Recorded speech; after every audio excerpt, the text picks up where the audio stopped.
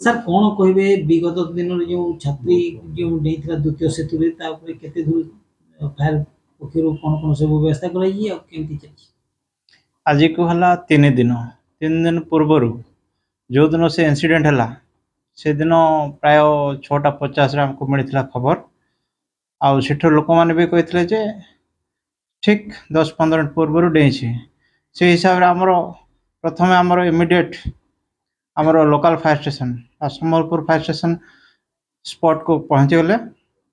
ଯେହେତୁ ସେଠି ପାଣିର ସେଦିନ ଟିକେ ମାତ୍ରା ଅଧିକ ହେବାରୁ ଆମେ ତୁରନ୍ତ ଉପରିସ୍ଥଙ୍କୁ ଖବର ଦେଇଥିଲୁ, ଯଦ୍ୱାରା କି ଆମେ ସେଦିନ ଆମର Burla team, Burla fire service, striking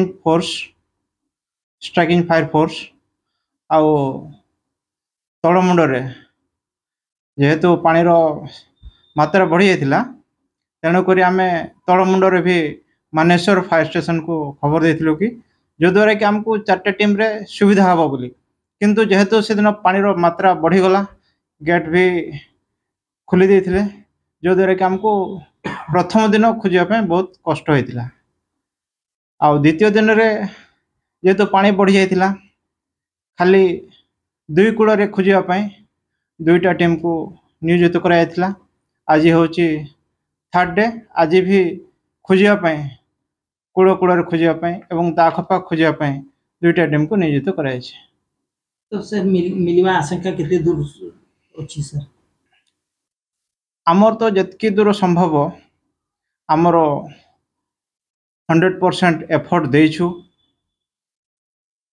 ମାନେ ସକାଳ 7ରୁ ଆରମ୍ଭ କରି ସନ୍ଧ୍ୟା 6 ପର୍ଯ୍ୟନ୍ତ ଆମର କର୍ମଚାରୀମାନେ ଖୋଜିବାରେ ଲାଗିଛନ୍ତି।